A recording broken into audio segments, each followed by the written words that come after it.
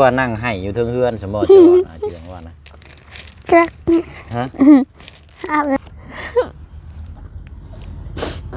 อ้าว100 ปี1,000 ปีตั้งแต่อุ้มรักน้อยไปพุ่นหินจะรับให้มาบนนี้บ่400,000แล้วบัดนี้อยากเอาเก็บไว้เพื่อคลอดลูกโดยเพื่อจำเป็นตัวนี้แม่นบ่น้องโดยเออ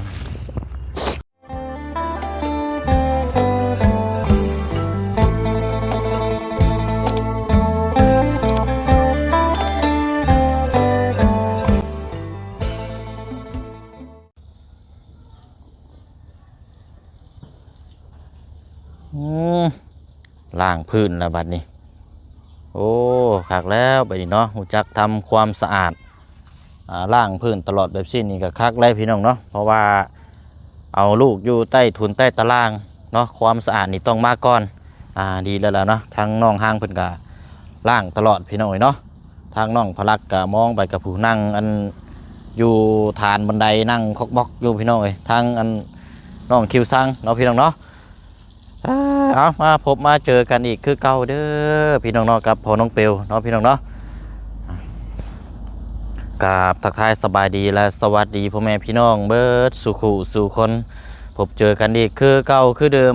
ตอนนี้ก็10 โมงแล้วเนาะพี่น้องเนาะ10 โมงเช้า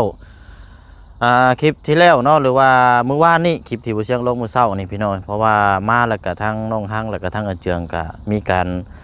ฉุกจิกกันแน่นิดนึงพี่น้องเนาะทางน้องห้างก็เป็นคนท้องกำลังใส่พี่น้องหรือว่าเป็นแม่ปุ้งซะเนาะอารมณ์ก็สิแปรปรวนเนี่ยจักหน่อยและกระทั่งอาเจืองก็มีเหตุมีผลของเราอะไรพี่น้องเพราะว่าสิเงินได้มาทุกเทื่อก็เอาเงินไว้ให้ทำเมียเก็บแล้วบัดนี้เวลาจำเป็นเราก็ขอนำทางน้องห้างเมื่อวานนี้ก็ขอแล้วก็ว่าจะเอาไปเติมน้ำมันอะไรพี่น้องน้ำมันนิดนึงก็โอ้เกือบ50,000 กีบเดี๋ยวนี้กับพี่น้องเนาะสำหรับทางแอดซังน้ำมันรถจักรเอาไปเติมแล้วก็ไปด้วยเหตุงานอะไรพี่น้องไปทางให้ทางสวนเราเนาะเพื่อนำสีปลูกข้าวทางครอบครัวเอากะให้พี่น้องคอยว่าคอยจากันเนาะเมื่อนี้ก็มาในนามของทางอาจารย์เนาะพี่น้องเนาะเพิ่นฝากมาถามเรื่องขุดดินปั๊บไทย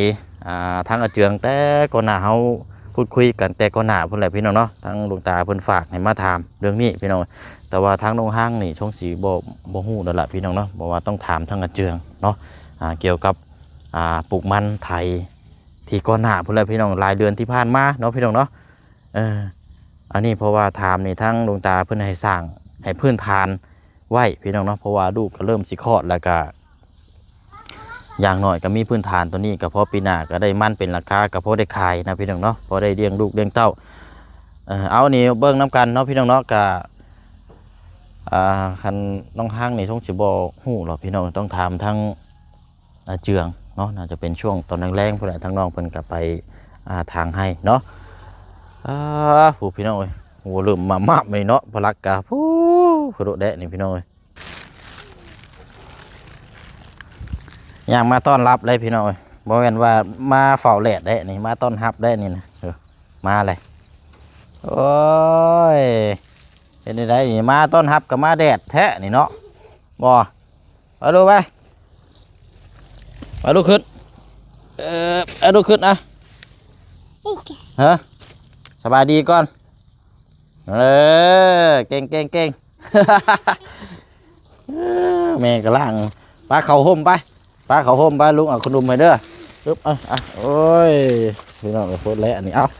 จะจับกล้องน้ำในบาทเอานั่งรถน้อยจะก่อนเอาปึ๊บใช่นั่งได้บ่กูถึกทางนะฮะมานี่เอาไหมชัดแล้วนี่ติดแล้วพี่น้องพลักเห็นในย่างไปหาเลยเอานี่ก่อน ยิ้มเฮ้ยเอาไหมลุกขึ้นกันฮึบนั่งรถวะนี่นั่งรถกันลุงเอาขนมมาเด้อเอา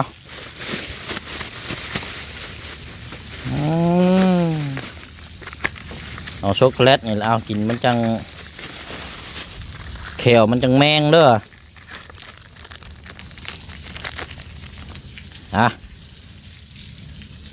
ลองกินเบิ้ง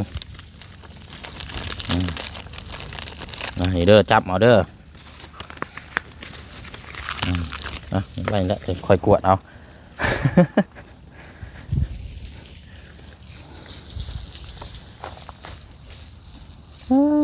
เอากินนี่ก่อนมาเบิ่งทางนี้ก่อนเนาะป้าเนาะมันก็เย็นคักแล้วแบบนี้เนาะกินจ้อยๆแล้วแบบนี้ เพราะว่าปูนนี่ถ้าเฮาบ่ล้างน้ำนี่โอ้ร้อนเด้เฮาสีน้ำเขาบ่เย็นพอไข่นี่จักน้อย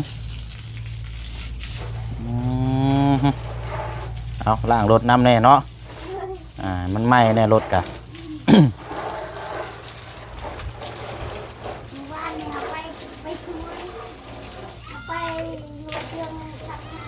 เมื่อวานนี่บ่เอ้าไผไปส่งเจ้าเขาไปเจ้าเชื่อมพลัก เอาเจืองกลับมาตอนเที่ยงบ่บ่ไปแต่ผู้ชายไปตอนเช้าแล้วเรามาส่งบ่ขี่รถจักรคันนี้ไปเนาะโอ้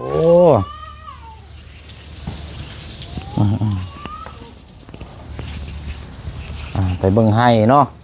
โอ้เป็นนี่ไรล่ะเบิ่งไห้ใกล้สิแล้วแหละ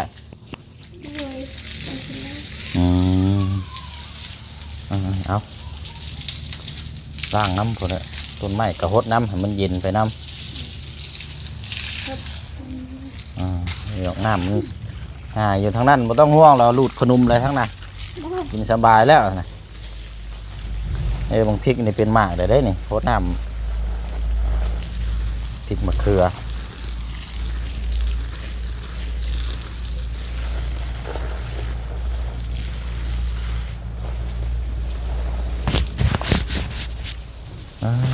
เอาดีแล้วหดทั้งน้องออนนี่เป็นนี่ได้สัดส่วนมันแล้วเราบ่น้องยังบ่แล้วอยู่เนาะเขาก็เล่นหน้าเล่นหลังอยู่พี่น้องอันใดก็อยากเฮ็ดผู้เดียว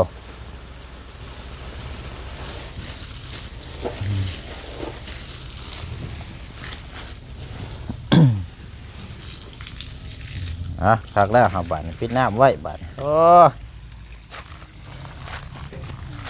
แซ่บบ่กูไว้ใส่ยางไอ้กระดอกแขวเจ้าแล้วสีแมงบาดนี่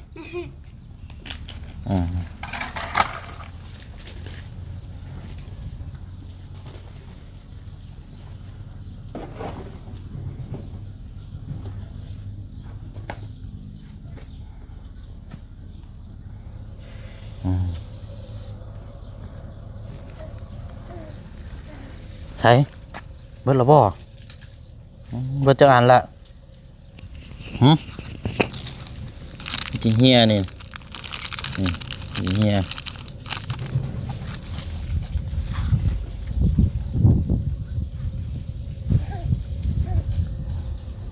ตะ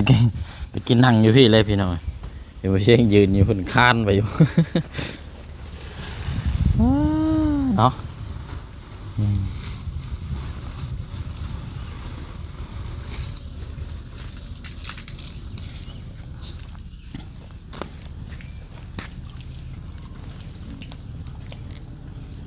โอเคบัดนี้มานั่งดินนี่ก้อนบัดนี้ใช้เตียงเจ้าอยู่ใช้นั่งน้ำลูกนี่ก้อนก็ได้นี่เอาตั้งนี่ก็ได้นั่ง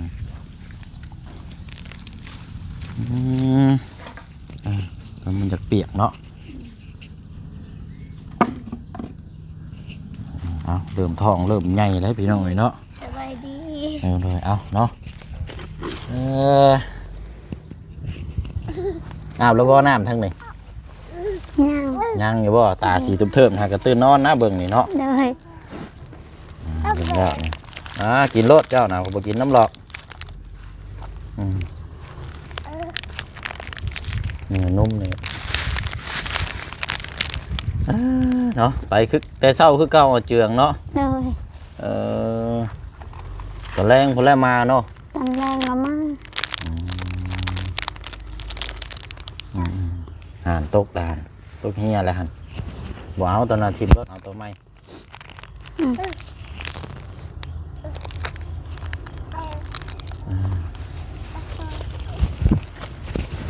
ห่อนได้เหมือนนี่กะ ฮ้อน คือว่าอันเป็นได้สามเมื่อวานนี่คุยกันนะบ่ พิดกันเรื่องเงินบ่ เอาไปกัน พิดกันเรื่องแบบนี้นะโอ้ยเนาะคือว่านั่งให้อยู่เทิงเฮือนสมบ่จะว่าเจียงว่านะ จัก ฮะ อาบน้ เจ้านั่งให้ยังนะโอ้พลักแม่เจ้านั่งให้ยังกุ้มใจบ่น้องเรื่องแบบได้นี่ฮะยังให้บ่ ำบ่ ว่าพลักตอบเลย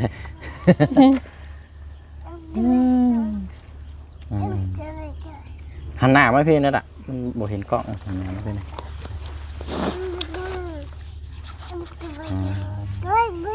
สิพิษสิถึงยังก็คอยเว่าคอยจากันเด้อมันเรื่องของธรรมชาติดอกอันนี้นะ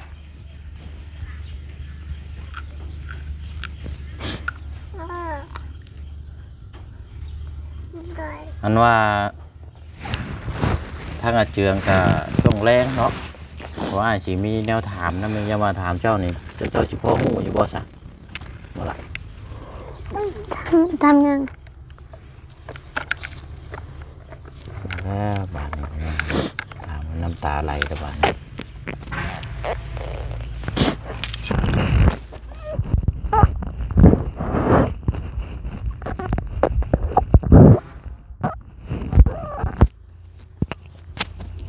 เป็นยังเจ้าเรียกให้เจ้าบอกง่ายได้คันว่ามีหยังกันเดี๋ยวพี่น้องเพิ่นเบิ่งมื้อนี้อยู่ในทางผู้ใหญ่เพิ่นเบิ่งเพิ่นแย่งอยู่อ้าว100 ปี1,000 ปีตั้งแต่อุ้มรักน้อยไปพุ่นเห็นแต่เราให้มาบ่นี้บ่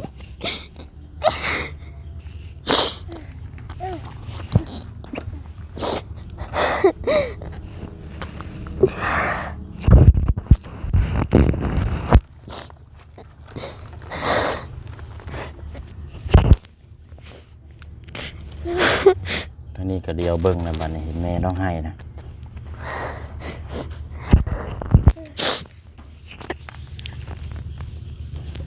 เป็นอยู่ได้ก็น้องให้ชื่อไอ้บุญเรื่องนะมันจะต้องบอกทางน้ำเลยว่ามันเหตุมันเป็นแบบใดสาเหตุเพราะว่าครอบครัวเจ้านี่อ้ายนี่เป็นคนที่เข้ามาหาหลายที่สุดเลยเพราะว่าเข้ามานี่ก็อยากมาเยี่ยมมายามทั้งพลักน้อยแน่เพราะว่าทั้งผู้ใหญ่FCเพิ่นฮักได้อินดูเพิ่นอยากเบิ่งแยงนั่นแหละหนึ่งในทีมงานนั่นแหละอาจจะมาเข้ามาหาเจ้าในหลายที่สุดในเขตของชุมเจ้านี่เป็นยังไงก็คือร้องไห้เอา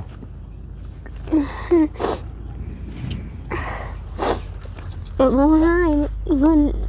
1-400,000แบบว่ายืงคอกะเฮาบ่ได้ให้เอาให้แบบเงิน1-400,000เฮายังเพื่อลูกเจ็บไข้เจ็บหยังแบบเอาให้ได้แล้ว แบบมาเจืองแล้วขอเงินน้ำเจ้าเท่าไรก่อน เราขอเงิน50,000 50,000 โดย เมื่อวานนี่บ่ โดย เอาง่ายๆถ้าเงินในตนโตเจ้าน่ะมีอยู่400,000 โอ้ย มีอยู่400,000แล้วบัดนี้อยากเอาเก็บไว้เพื่อคลอดลูก โดย เพื่อจำเป็นตัวนี้แม่นบ่น้อง โดย ก็เลยอาเจืองมาขอ50,000เอาไปเติมน้ำมันเมื่อวานนี่ก็เลยคันสิเว้ากับแบบทางนี้ก็จะเก็บไว้ให้ลูกพี่น้องทางนั้นก็จำเป็นบัดนี้เนาะบ่เติมน้ำมันก็ไปบ่ได้อีกอันนั้นก็สิย่างก็บ่ไหวคือกันแหละเนาะ โดยไม่เอาให้ตอนนั้นเอาให้เราใช้น้ำมันเช่นนึงแบบเอาให้เราใช้น้ำมัน50เอาให้เราซื้อ เราชื่อแทงแดงเรา10แบบเราชื่อเลขอันนี้ก็ยังขออีกน้ำมันอีกเงินยัง400,000เฮาบ่อยากให้เฮาแบบอยู่เพื่อนนี่บ่มีพี่น้อง เข้าใจเพราะว่าเจ้ากับบ่มีพี่น้องเนาะแบบนี้หยังมากับคือว่าอะไรพี่น้องอันนี้น้องเพิ่นห่วงในคนในท้องพี่น้องคนน้อยในท้องเพื่อเวลาคลอดยันบ่มีเงินก็ได้ภูมิใจแบบไปถึงก็เฮ็ดเวียกหนักแบบเราทั้งให้เราหาเงินที่ใช้แบบยังตั้งให้ก็ยังบ่แล้ว เพราะว่าทางให้นี่มันบ่มีเงินเข้าได้เนาะมีแต่ทางที่ให้ซื่อ มีแต่ทางให้ คันว่าไปรับจ้างครับหยังแบบคืออันนี้ก็สิได้เงินพอได้เก็บอยู่เนาะ โดย จ้างแกกล้วยหรือว่าเฮ็ดงานคือแต่เก่าน่ะเนาะ โดยแบบแม่เฮาก็อยู่ไกล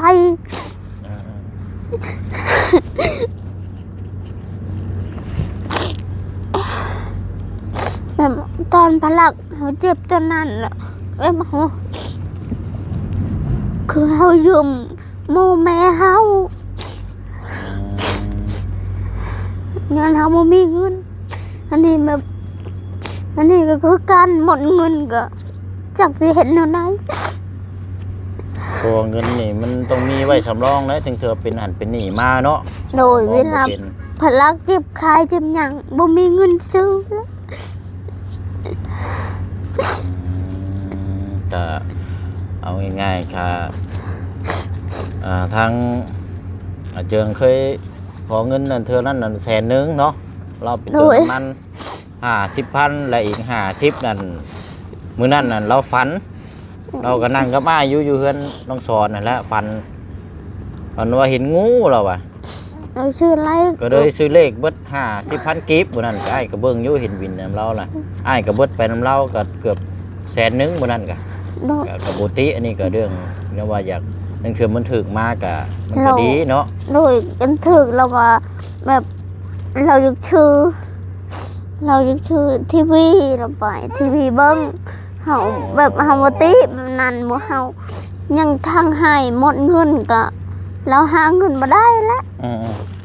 หมอเห็นให้เฮาเห็นให้ส่วนโตบ่แม่นไปรับจ้างเนาะ โดย ก็บ่มีเงินเข้าแล้วอ่ะอันน่ะเจืองนั่นซื้อเลขนั่นถ้าถึกได้เงินนั่นเราอยากได้ทีวี โดย โอ้อยากได้โทรทัศน์ทีวีพี่น้องเอ้ย แบบเฮาบ่ติแบบนั้นเราคิดแบบนั้นละดีมเฮายังค่าเวียกแบบเฮ็ดให้ยังทางให้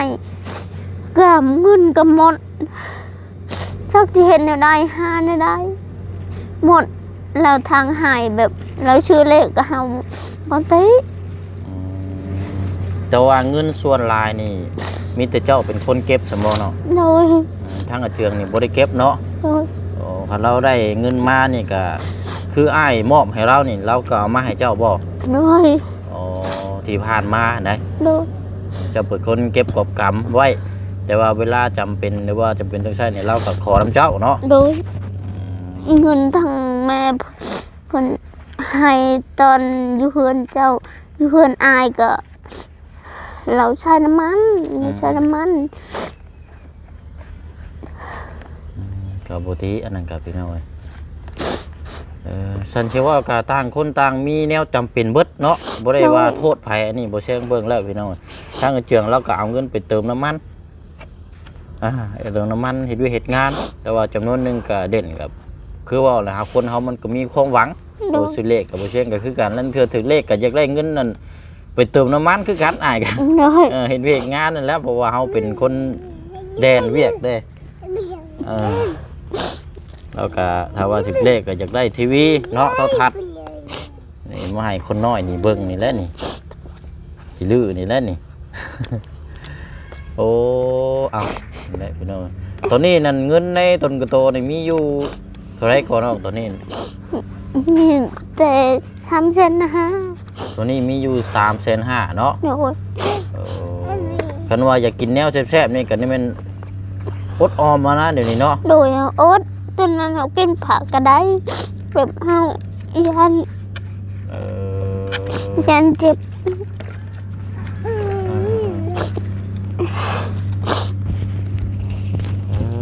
เอาสาเหตุก็ประมาณนี้สาพี่น้องเนาะที่พูดคุยนั่งกันกับทางเกียงนี่เมื่อวานนี้กันเรารับเลยกับทั้งนี้ภูมิใจเกี่ยวกับคนน้อยในท้องดังนั้นก็ยังบ่ทันได้ด้วยเหตุงานเนาะมีแต่ไปทางให้ไปรับจ้างนำอย่างกระสิพอได้เงินเยอะพี่น้อง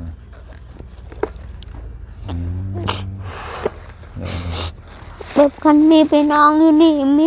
พี่น้องเบิ่งนี่แบบยืมเงินเขานี่พี่น้องกับมุมี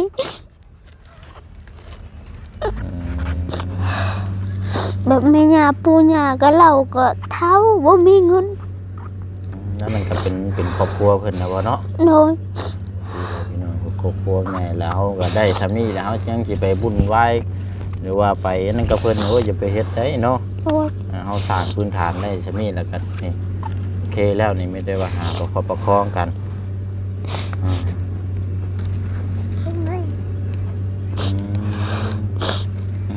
เอาละพี่น้อยสู้ๆนะเด้อน้องเด้อ โดย เดี๋ยวก็มีทางแก้ออกดอกเนาะเชื่อว่าถ้าอ้ายยังวนเวียนเข้ามาในนี่นั่น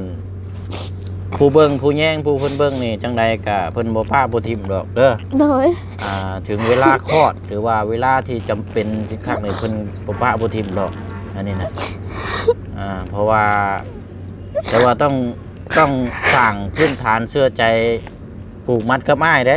โดย เป็นหยังจังว่าจังซั่น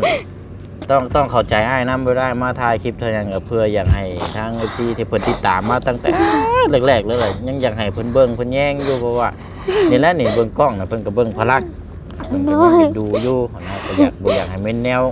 ความเสื่อมเสียเด้อน้องเด้อ โดย หักแพงกันไว้อันนี้ก็เข้าใจพี่น้องต่างคนต่างจำเป็นบ่ได้มาพิดเถียงกันเรื่องโทษให้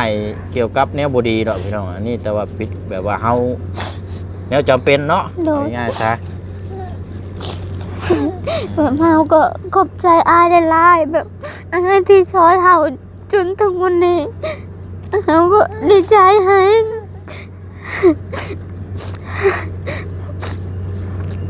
นะอย่างว่ากันเจ้าก็อยู่เฮือนเบิ่งลูกแล้วก็คนน้อยน้ำท้องแน่น้ำเพื่อนน้ำชานเจ้าแล้วปัดปวดไปแล้ว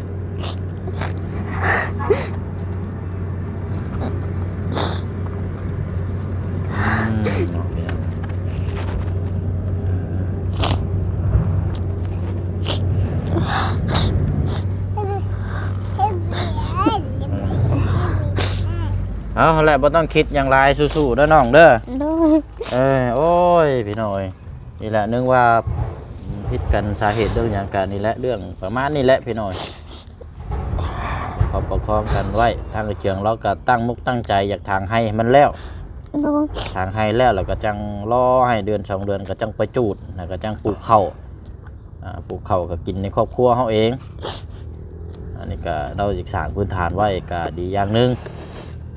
ใครกูบ่เฮ็ดหยังอยู่คันบ่อยู่ซื่อๆนั่นพอแห้งเจ้านะ โดย เจ้ายังสิคิดนักนี่เจ้ายังว่าได้หัวคนขยันอยู่ได้ทางอาเจียงเราเฮ็ดเวียกนักเรื่องจำนี้นะบ่เป็นหยังหรอกนี่นะครับโทษให้อภัยกันบ่เป็นหยังดอกมีแต่ว่าคันว่านั่นก็ช่วงแรงๆเด้อ โดย ถ้าว่าเจียงมาอ้ายสิมีแนวถามทั้งอาเจียงนํเพราะว่าทั้งหลวงตาทั้งอาจารย์ที่เพิ่นซอยเทพื้นนี่แหละเพิ่นฝากมาถามเรื่อง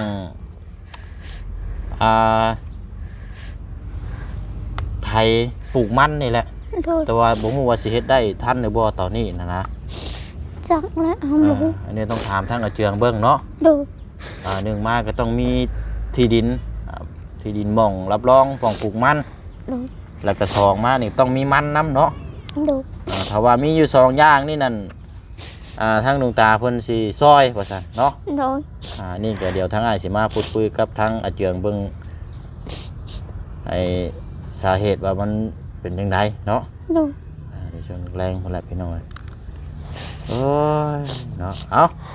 บ่ให้เด้อน้องเด้อสู้ๆเนาะ ตามนั้นแหละพี่น้อยเดี๋ยวเวลาอ้ายสิมาหาใหม่เด้อ โดยสบายดี โดยโอ้ยเนาะเอาไปก่อนเด้ออาบน้ำให้ลูกหน่อยเด้อเราจะอยู่กับลูกเนี่ยพี่น้องก็แง้มอีกจักหน้อยนี่ก็คนน้อยในท้องคลอดน่ะก็จักขี้เบิ่งผู้นี่เนี่ยจักขี้เบิ่งยิ่งนี่ป๊าบโอ้ยพี่น้องเอ้ยโหรับตับใหม่แล้วแหละทางนี้ก็เริ่มย่างนะทางนี้ก็เริ่มย่างเริ่มระวังยากขึ้นบนดอกบันไดสิบ่ได้เฮ็ดคอกไว้ซะบ่บัดนี้คอกตีกรงไว้ในตารางนี่เนาะ โดย ก็สิให้อีกเนาะเอาละจังว่ากันสู้ๆพี่น้องเดี๋ยวจังมาเยี่ยมยามถามข่าวแล้วโอ้บันขอชิมหมากกล้วยก่อนจักหน่วยจักใดลองท้องก่อนหวานแห้งได้นี่